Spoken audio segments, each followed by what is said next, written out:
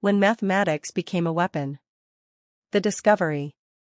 Dr. Sarah Chen stared at the numbers dancing across her screen. For 3 years, she had been searching for patterns in alien communication signals picked up by Earth's deep space network. Tonight, at 2:47 a.m. in her small laboratory at the International Space Research Center, she finally found something impossible. The aliens were using mathematics, but not human mathematics. Their numbers didn't add up the way Earth's numbers did. 2 plus 2 didn't equal 4 in their system.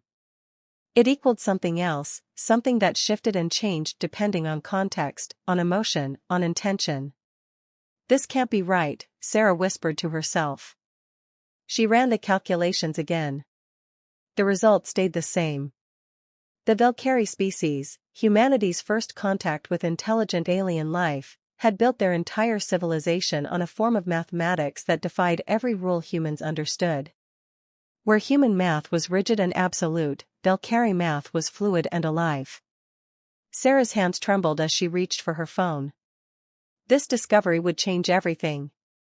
But before she could make the call, her screen flickered. A new message appeared, written in perfect English despite coming from a source 40 light-years away. "We know you are listening, Dr. Chen. We have been waiting for someone smart enough to understand." The warning. Within hours, Sarah sat in an emergency meeting with leaders from every major space agency on Earth. The small conference room buzzed with nervous energy. General Marcus Webb, head of Earth's Space Defense Initiative, paced near the window. "Let me understand this correctly," he said, his voice tight with tension. "These aliens, the Valkyrie, they've been watching us? Studying us?" Sarah nodded, pulling up holographic displays that showed the alien mathematics. "For at least 30 years, according to my analysis. Every radio signal, every satellite transmission, every piece of data we've sent into space. They've been collecting it all." Dr. Yuki Tanaka, a quantum physicist from Tokyo, leaned forward. "But why reveal themselves now? What changed?" The answer came directly from the Valkyrie themselves. A new transmission appeared on every screen in the room simultaneously. The voice that spoke was artificial, created by translating their mathematical language into sound waves humans could understand. "Humans of Earth, we are the Valkyrie Collective. We have observed your species with great interest. Your mathematics is simple, primitive, but it has one quality we find fascinating. It is unchanging. Absolute. This makes you predictable. This makes you useful." General Webb's face turned red. "Useful? Is that a threat?" "It is an opportunity," the voice continued. "We require biological computers. Minds that think in straight lines. Minds that cannot adapt or evolve. Your species will serve this purpose perfectly. We will arrive in 3 of your years. Prepare yourselves for integration into the collective." The transmission ended, leaving the room in shocked silence. The impossible plan. Sarah didn't sleep that night, or the next, or the one after that. She sat in her laboratory, surrounded by equations and star charts, searching for something everyone else said didn't exist, a way to fight back. The problem was simple and terrifying. The Valkyrie were hundreds of years ahead of humanity in technology. Their ships could bend space itself. Their weapons operated on principles human scientists couldn't begin to understand. Every simulation showed the same result. Earth would fall in days, maybe hours, after the Valkyrie arrived. But Sarah had noticed something strange in the alien mathematics. A flaw. A weakness hidden so deep that perhaps the Valkyrie themselves didn't see it.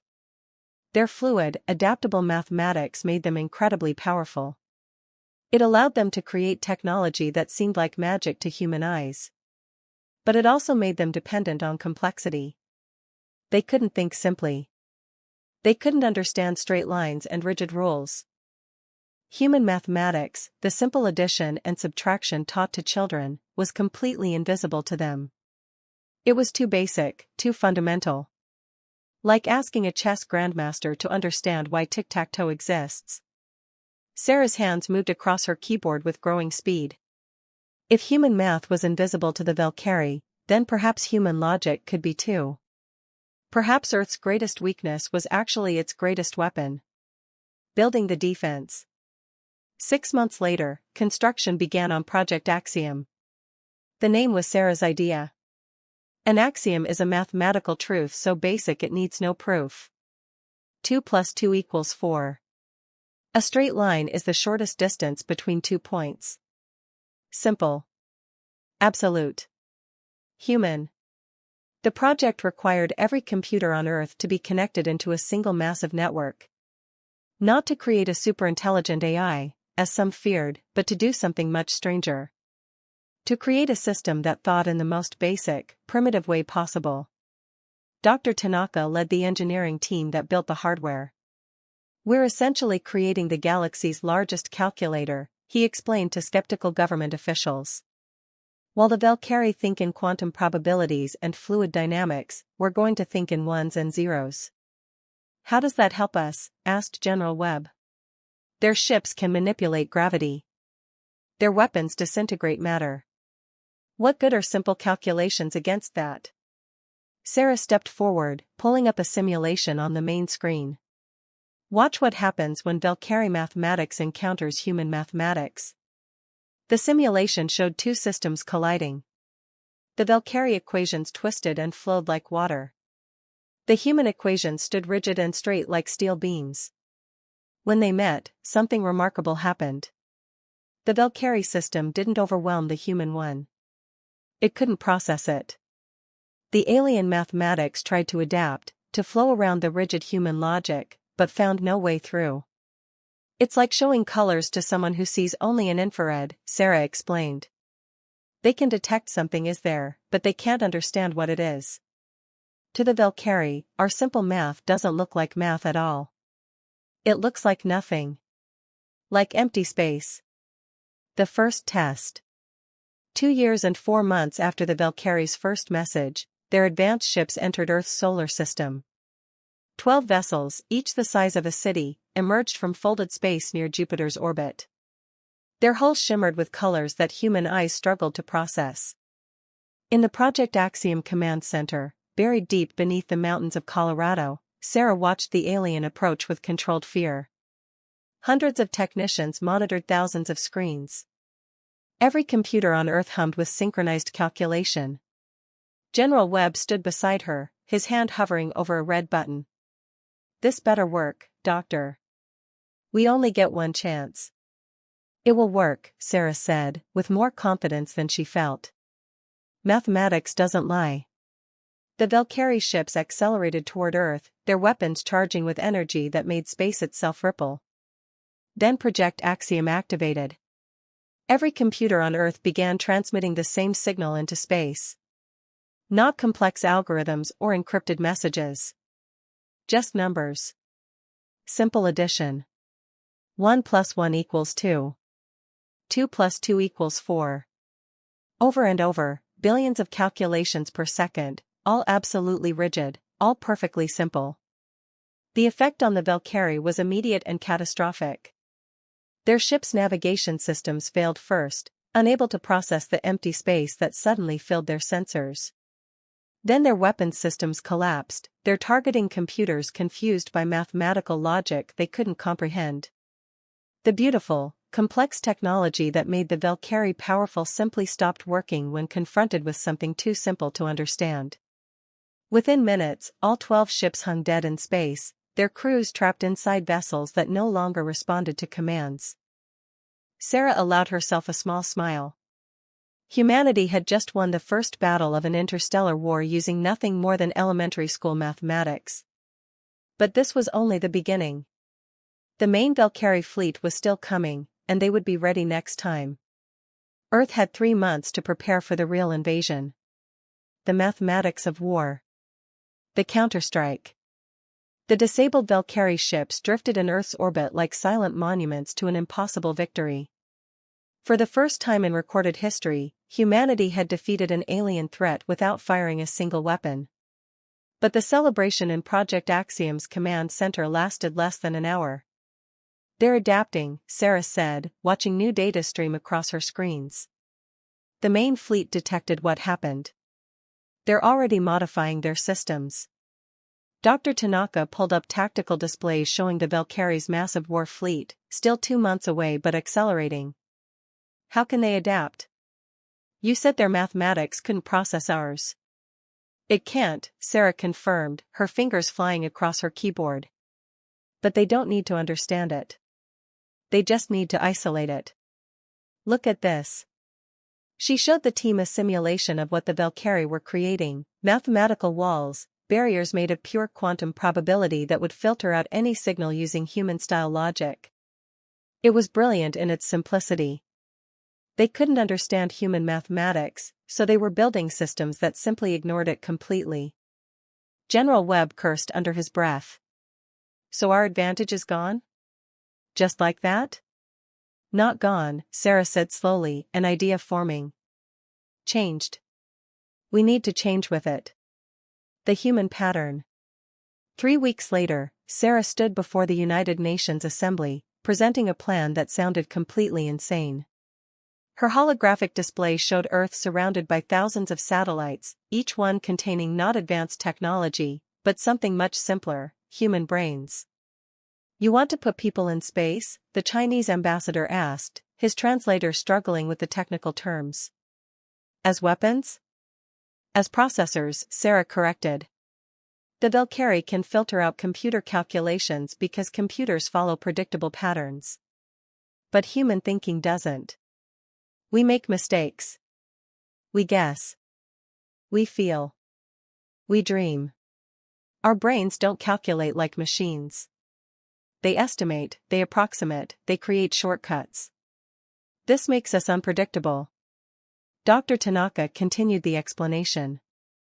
We've discovered that human intuition uses a kind of mathematics the Valkyrie have never encountered. When you catch a ball, your brain doesn't calculate velocity and trajectory with precision. It makes quick guesses based on experience. This fuzzy math, this imprecise but effective calculation, is completely invisible to Valkyrie filtering systems. The British representative stood up. You're proposing we send thousands of people into space to think at the aliens?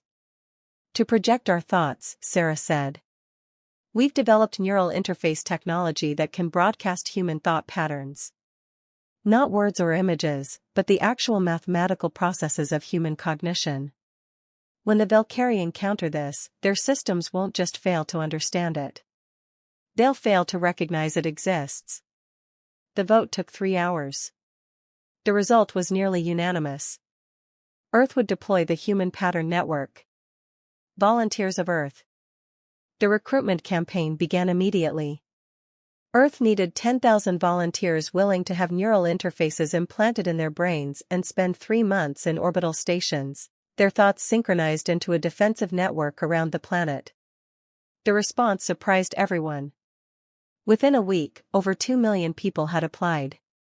Scientists and teachers, artists and musicians, engineers and poets. People from every nation, every culture, every background. Sarah interviewed many of the selected volunteers personally. She needed to understand why they would risk their lives for a plan that might not work. It's beautiful, in a way, said Marcus Williams, a mathematics teacher from Chicago. My whole life, I've taught kids that math is absolute. 2 plus 2 always equals 4. But now we're learning that maybe truth isn't so simple. Maybe our human imperfection is itself a kind of perfection. A young artist from Mumbai named Priya Shah had a different perspective. The Valkyrie see us as primitive calculators. They think because our math is simple, we are simple. But they don't understand that simplicity and stupidity are different things. We're going to teach them that lesson. The neural network. 6 weeks before the Valkyrie main fleet's arrival, the first 1,000 volunteers entered orbit. The neural stations formed a geometric pattern around Earth, each one a small habitat module containing 10 people and the interface technology that would connect their minds. Sarah watched from the command center as the network activated for the first time.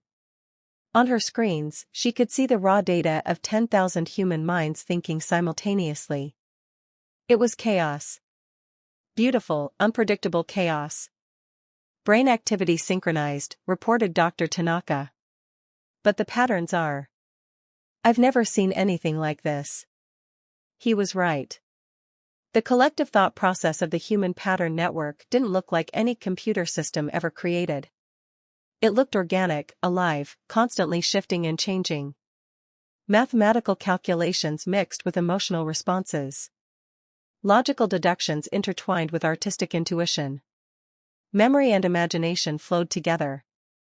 It's working exactly as planned, Sarah said with satisfaction. The Valkyrie will scan this and see nothing but noise. They'll think it's background radiation, cosmic interference. They'll never recognize it as a weapon until it's too late. First contact. The Valkyrie main fleet emerged from folded space 3 days earlier than predicted. 200 warships, each one a masterpiece of living technology.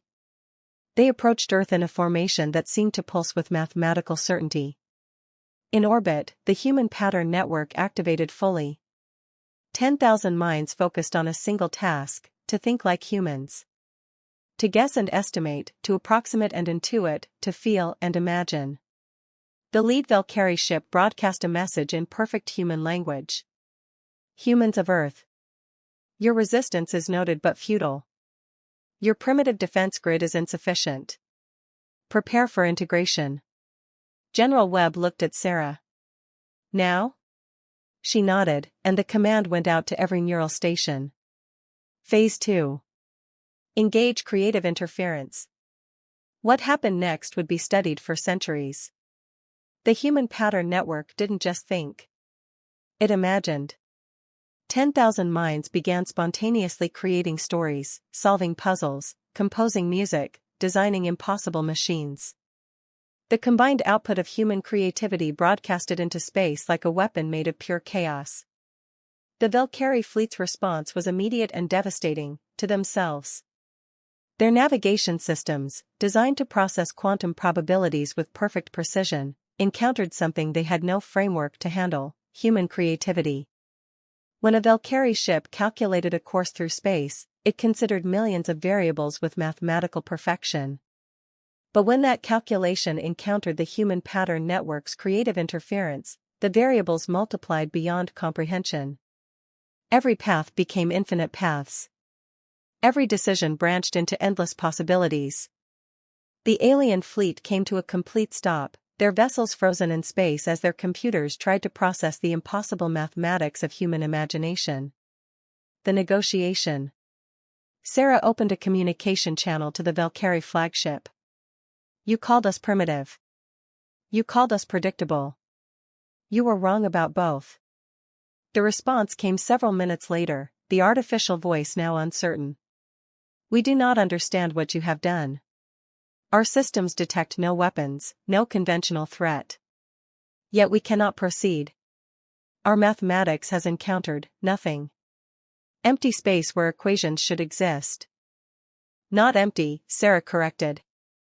Full. Full of human thought. Full of possibilities your mathematics cannot process because they are imprecise, imperfect, and infinitely creative. You see the universe as equations to be solved. We see it as stories to be written. This is disturbing, the Valkyrie voice admitted. We have never encountered a species whose cognitive process is fundamentally incompatible with our own. You think in ways we literally cannot perceive. Dr. Tanaka leaned toward the microphone. Perhaps that's the point. Perhaps the universe is big enough for different kinds of mathematics.